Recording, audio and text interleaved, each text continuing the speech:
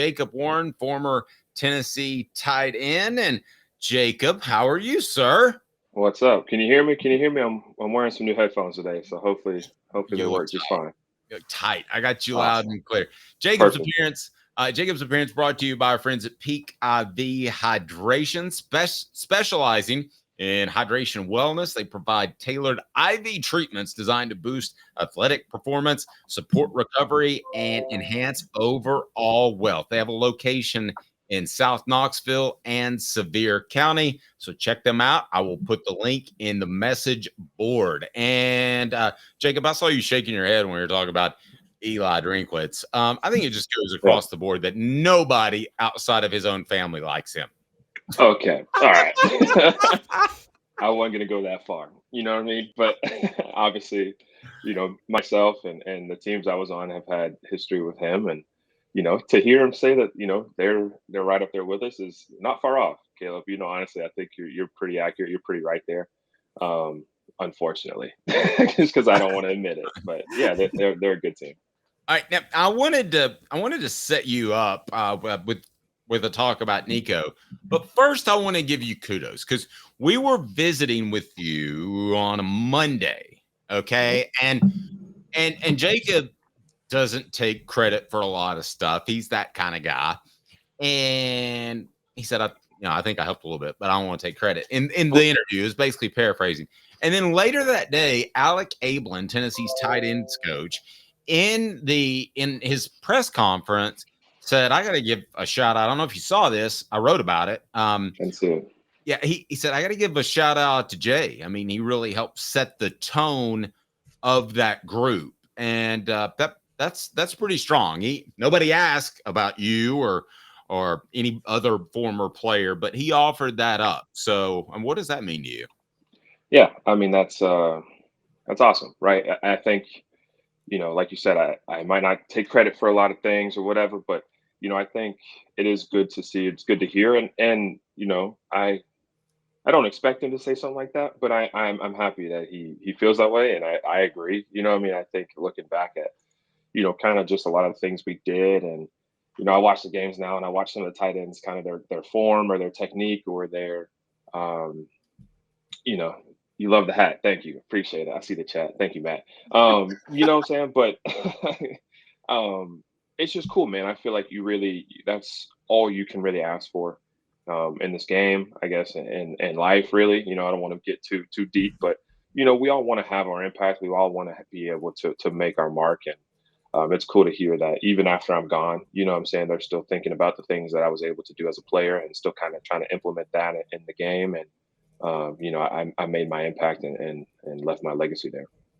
Okay, so I'm going to put this on the poll question, and just for fun, it's on our YouTube page. And the question is this: Nico has blank my expectations. Met, exceeded, almost met. Okay, so somebody's got really high expectations because they're already voted for almost met. Let me just ask you, Jacob Warren, what do you think of Nico's play through 3 games this season as opposed to what you expected? Yeah, so I'll start by saying I think he's met my expectation. I played with him in the bowl last year. I played with him all last season. Practice and different things like that. I've been around him, and I knew he would be ready to take over the responsibility of being the guy in the spotlight and be the guy that's touching the ball every single play. And I for sure would never doubted that he was ready to do that. I mean, the kid is leading the team to these huge victories, right? I mean? Like, I think that you could say anybody could have done that against Chattanooga. Anybody could have done that against Kent State, whatever. And sure, you might be true. You might be right. Right. I don't think you're right, but you might be.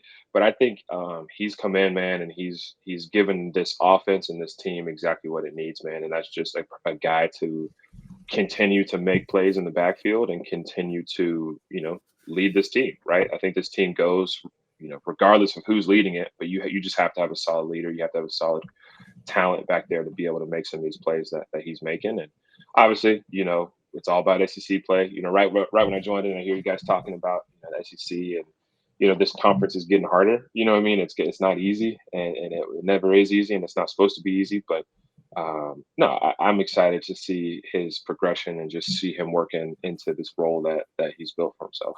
Hey, Caleb, I know you want to jump in there, but I got one thing. I got to apologize. I said former Tennessee player. It's VFL. Okay. VFL. So even though Derek Dooley made that up, he stole it from Fred White so we can use it because Fred's a friend of the program. So we'll do that.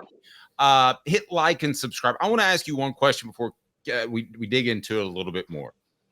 And I don't want to disparage any former player, but I'm just curious about this. If Joe Milton's arm strength was a 10, because they talked about this on the broadcast, that Nico also has a very strong arm. If Joe Milton's a 10, what's Nico? So Joe Milton is, 6'6", 240, 230, 235 pounds, right? Nico's probably 6'6", what does it say? Is 220, 215? Yeah. Something like that, right? So I think, Joe's obviously much bigger, right? Stronger, more power from his hips and his legs. But you watched that. I saw the comment. You watched that ball to Brazel, right down the right sideline, and I'm sitting right there. We're in the family section. I'm sitting right there behind where he catches that ball in the end zone. And that ball, that ball's in the air for a while. He threw that ball from left hash, middle field, on his own 45, and that ball drops right on the right. Upright on the goal line. That's a crazy throw. People don't really, people don't really acknowledge that or realize how far of a throw that really is. And you watch Joe Milton do it, and he does it with such ease and such grace that, everybody wants to talk about that. But Nico's making a lot of these big throws too. And if Joe's a 10, Nico, I don't want to overshoot it, but Nico's, he's probably an 8. He's probably, he's 8.5. He's up there with him, man. And I think once he continues to grow and get stronger and bigger, you'll just continue to see, what he's able to do with his arm. He's an elite arm, Caleb. I think you would agree with that. Go right ahead, sir. Yeah. So Jacob, I am one of those people who maybe had insane expectations for Nico Iamaleava. I said he was, if you could create a quarterback in a lab to run this system, I feel like that's who you'd create. I agree. Yeah. I agree. And so because of that, I got to nitpick a little bit here. Yeah. Should Tennessee fans, and maybe you can assuage their concerns, be a little concerned that his numbers were relatively pedestrian last week, but also missed an out route for the second straight week in a row overthrew it. He did throw a curl route that was telegraphed that could have been intercepted. He did have an interception last week. The first one, I don't blame him for the second one. And he overshot a couple of passes last week. Are we nitpicking, or are these things that can be somewhat concerns going down the road? I think it depends on what you're looking at. So you mentioned kind of just the production, right? I kind of was looking at it, and I think he had 16 attempts, and he was 10 for 16. I think he had 170 something yards, maybe, which sure is a little bit low. But you look at the run game, right? Ran the ball 55 times for over 450 yards or something stupid like that. We ran the ball like crazy last game, and so whenever you got guys that are just whenever you can do that, I guess you rely less on the pass game. So numbers are kind of weird for me, but I agree. I think it's something a young quarterback has to just work through. And when you have those extremely high expectations that just Tennessee puts on all of their quarterbacks and just everybody, it's going to be tough to meet that. And I don't blame you, man. I don't blame you for having high expectations. I don't blame you for looking at that and being critical, because that's truly the only way that people get better, and that you see progress is that you see him now next game maybe completing that out route on time, or maybe not telegraphing that comeback and finding a different spot or whatever it may be, right? So whether he's not whether he's listening or not, right? I think just talking about it, I think he's probably aware of all those mistakes he's making too. And I guess all we can do is wait and see, how much he progresses week to week. I want to dive more into that deep ball because it was beautiful, and the deep ball in general. And it's brought to you by Peak IV Hydration. They bring you Jacob Warren. It'll change your life. And they've got the patches that you can order online as well that I just put in our message board, their website. And I had one of those energy patches. Mm-hmm. And forget about caffeine. It was sustained energy all day. And you've had the IV as well. It's instant hydration, Jacob. Yeah, I can speak from my own experience, right? It's something that's the most important thing to an athlete for sure is hydration and is taking care of your body. And that's one thing people might not think about a whole lot. You think about your muscles, you think about all this other stuff, but you got to take care of your hydration, and that's really what fuels your body, man. So whether you're an athlete or whether you're just an active person, or you just, what I'm saying, maybe feeling a little bit, groggy or a little bit slow, whatever it may be, definitely a good option to go and get it, get a patch or get the IV, get the fluids, whatever it may be.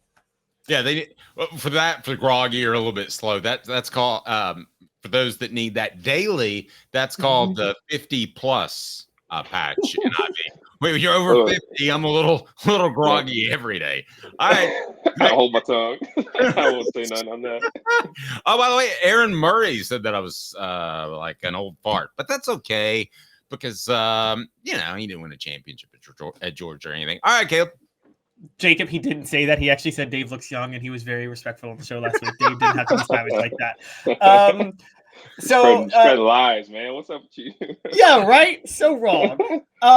So Jacob, to nitpick further, but I do want to talk about this. That deep ball to Chris Brazel. I mean, that is the created and allowed to run the offense. I mean, it was the most beautifully thrown. You're right. Perfect deep ball. I mean, I don't even think Chris Brazel had to work that hard to catch it.